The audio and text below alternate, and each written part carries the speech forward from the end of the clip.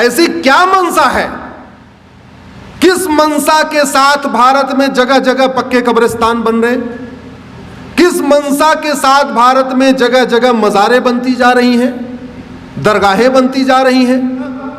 और इसका मतलब कुछ तो गड़बड़ है, इसका मतलब कुछ तो गड़बड़ है।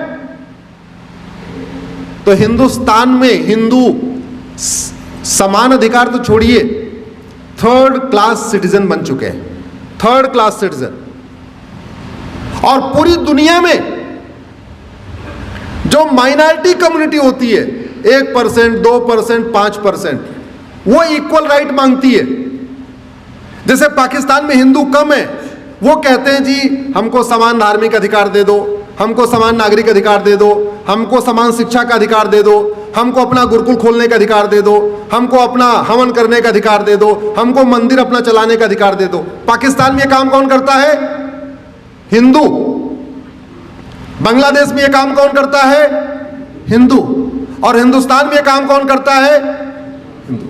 तो जहां माइनॉरिटी में है वहां भी हिंदू सेकंड क्लास सिटीजन, और जहां मेजॉरिटी में है वहां हिंदू थर्ड क्लास सिटीजन।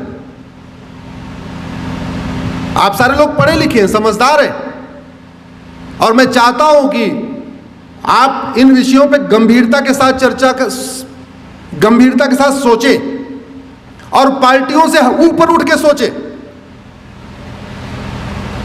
कोई भी पॉलिटिकल पार्टी आपकी संस्कृति को बचाने नहीं आएगी, ध्यान रखिए। मजहबी उन्माद की आग लगेगी, कोई पॉलिटिकल पार्टी आपको बचाने नहीं आएगी। मजहबी उन्माद की आग लगेगी तो सबसे पहले लोग अपना अपना व्यवस्था करके भागते हैं। कश्मीर में पॉलिटिकल पार्टियां थी कि नहीं थी? नरसंहार हुआ, कोई बचाने आया? बंगाल में कुछ दिन इलेक्शन के बाद पलायन हुआ, कोई बचाने आया? केरल में पलायन हो रहा है, कोई बचाने आया? नागालैंड से परेशान किए जा रहे, कोई बचाने आ रहा है? इसलिए कह रहा हूं, पार्टियों से ऊपर उठिए और राष्ट्रहित के बारे में, सनातन संस्कृति के बारे में सोचिए। जो सही है वो सही है, जो गलत है गलत है। आज की डेट में कहने को भारत में संविधान है, एक्चुअल में हिंदू सेकंड क्लास, और मैं तो कहता हूं बल्कि थर्ड क्लास सिटीजन। हमारे मठ मंदिरों को पैसा लिया जा रहा है और उससे धर्मांतरण कराया जा रहा है। और यहां पे हिंदू मुस्लिम की बात नहीं है, बात यहां दो सोच की है, बात दो संस्कृतियों की है। विष्णु पुराण उठा के पढ़िए, नहीं पढ़ सकते हैं तो बी.आर. चोपड़ा साहब ने एक धारावाहिक बनाया था विष्णु पुराण। सबके घर में स्मार्टफोन है, मैं आप लोगों से निवेदन करता हूं विष्णु पुराण धारावाहिक उठा के देखिए। बी.आर. चोपड़ा जिन्होंने महाभारत बनाया था, महाभारत तो देखा होगा ना आप लोगों ने, उसी के बाद उन्होंने विष्णु पुराण बनाया था। जो महाभारत में कृष्ण बने हैं वही विष्णु पुराण में परशुराम जी बने हैं। उसमें 10 अवतार भी दिखाया गया, 9 अवतार दिखाया गया है।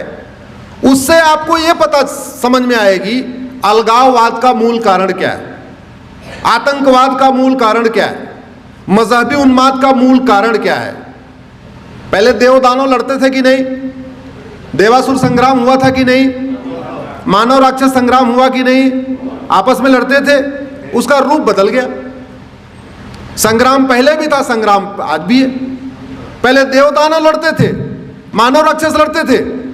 आज की डेट में देखिए रहे, इसमें कुछ कहना ही नहीं। कुछ बातें मैं नहीं कहूंगा, लेकिन आप भावनाओं को समझ लेना। कई बार ऐसा होता है शब्दों से नहीं कहा जाता। तो आज हम आपके सामने समस्या नहीं बताएंगे, क्योंकि समस्या आपको व्हाट्सएप के माध्यम से, फेसबुक के माध्यम से, ट्विटर के माध्यम से आपको पता है। ज्यादा कुछ बताना नहीं है। पूरी दुनिया में आप देख रहे हैं, नहीं देखा होगा तो 4-5 दिन पहले रामनवमी आई थी, टीवी देखा नहीं देखा आप लोगों ने? हिंदुस्तान में रामनवमी, भगवान राम के उपलक्ष्य में उनकी शोभा यात्रा निकालने के लिए पुलिस की सिक्योरिटी लेना पड़ रहा है। अगर इसके बाद भी किसी की आंख नहीं खुल रही है, उसको कोई नहीं जगा सकता।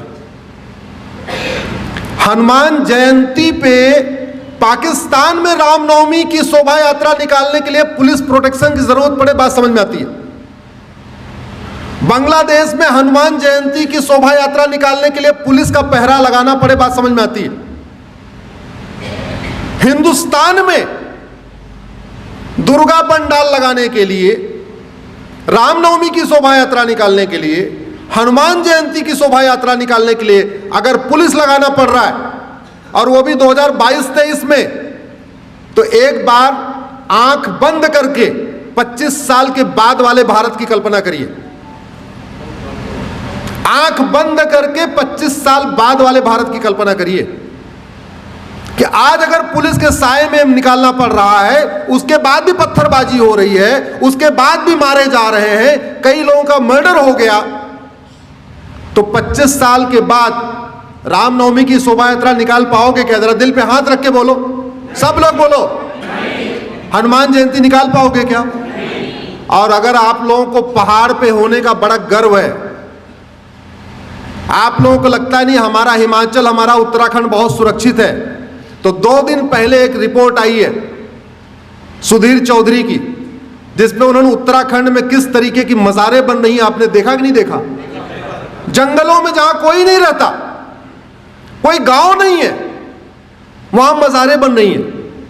और मज़ारों के बारे में एक बार आपको और बता दूं, अजान में क्या बोला जाता है? अजान चूंकि आप लोगों को केवल हिंदी आती है, उर्दू नहीं आती, तो आप लोगों ने कभी कोशिश नहीं किया होगा, लेकिन एक बार कोशिश करो कि अजान में बोला क्या जाता है। अजान में यह कहा जाता है, दिन में 5 बार या 2 बार जब भी अजान होती है, अल्लाह के अलावा दूसरा और कोई भी इबादत के लायक नहीं, ये बोला जाता है। इस्लाम में अल्लाह के अलावा, खुदा के अलावा और किसी की भी इबादत करना हराम है, बोला जाता है, मदरसों में सिखाया जाता है, कुरान में लिखा है, हदीसों में लिखा हुआ है। अजान में लाउड स्पीकर से बोला जाता है, नहीं तो गूगल ट्रांसलेट करके देख लेना, अजान का मतलब सर्च करना, आपको पता चल जाएगा क्या मतलब उसमें बोला जाता है। अगर अल्लाह के अलावा किसी और की इबादत करना हराम है, तो फिर मज़ारें क्यों बन रही हैं? फिर दरगाहें क्यों बन रही हैं? उत्तराखंड में देखते देखते पूरे जंगल के जंगल मज़ार दरगाहें कहां से बन गई। और आपकी जानकारी के लिए बता दूं, अरब में एक भी मज़ार नहीं है, अरब में एक भी दरगाह नहीं है, और अरब में एक भी पक्का कब्रिस्तान नहीं है। इसलिए नहीं है क्योंकि बुत परस्ती, किसी भी और के सामने सजदा करना, किसी भी और के सामने सर झुकाना, यह हराम है। अब मज़ार में लोग सर झुकाते हैं कि नहीं, दरगाह में झुकाते हैं कि नहीं, तो सब सवाल यह बनता है, जो कुरान अरब में है वही कुरान उत्तराखंड में है, वही कुरान हिमाचल में है, तो वहां अगर मज़ार हराम है तो भारत में हलाल कैसे हो गई? अगर अरब में दरगाह बनाना हराम है, अरब में एक भी दरगाह नहीं है, तो भारत में इतनी दरगाहें कैसे बन गई और क्यों बन रही हैं? अगर अरब में एक भी पक्का कब्रिस्तान नहीं है, यह भी आपको जानकारी के लिए बता रहा हूं, बड़े बड़े शेख जिनके घर में सोने की प्लेट होती है, सोने का चम्मच होता है, अरबपति खरबपति हैं, उनकी भी कब्र पक्की नहीं होती, क्योंकि पक्का कब्रिस्तान भी हराम है। अब सवाल यह बनता है, कुरान वही, हदीस वही, अगर अरब में पक्का कब्रिस्तान हराम है तो भारत में वो जायज कैसे हो गया? ऐसी क्या मंशा है, किस मंशा के साथ भारत में जगह जगह पक्के कब्रिस्तान बन रहे? किस मंशा के साथ भारत में जगह जगह मज़ारें बनती जा रही हैं, दरगाहें बनती जा रही हैं? और दुर्भाग्यवश ये सुबह से शाम तक टीवी पे फतवा देने वाले, ज्ञान देने वाले, जो कहते हैं फला हराम है, फला हराम है, होली पे रंग खेलना हराम है, दिवाली पे पटाखा चलाना हराम है, होली पे गले मिलना हराम है, होली की बधाई देना हराम है, दिवाली की बधाई देना हराम है, नए वर्ष की बधाई देना हराम है, नवरात्रे में मंदिर में जाना हराम है, सब हराम है। वो लोग कभी ये कहते हैं कि मजार हराम है, दरगाह हराम है, पक्का कब्रिस्तान हराम, सुना आपने कभी?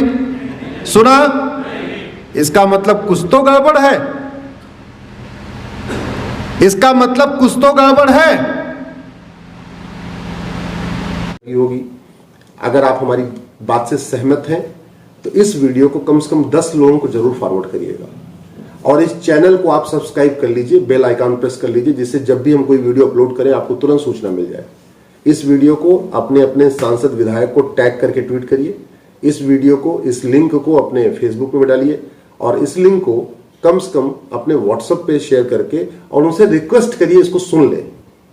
केवल आप फॉरवर्ड कर देंगे तो लोग वो भी फॉरवर्ड कर देंगे। ऐसा भी होता है व्हाट्सएप पे, चूंकि दुनिया भर की चीजें आती रहती हैं तो लोगों समझ में नहीं आएगा, हाँ इसको बहुत सुनना इसको जरूरी है, आपको लगता है इस विषय को समझना जरूरी है, तो जिसको भी आप ये लिंक फॉरवर्ड करिएगा उनसे ये भी कहिएगा कि प्लीज इस वीडियो को आप सुन लीजिए। धन्यवाद, आभार।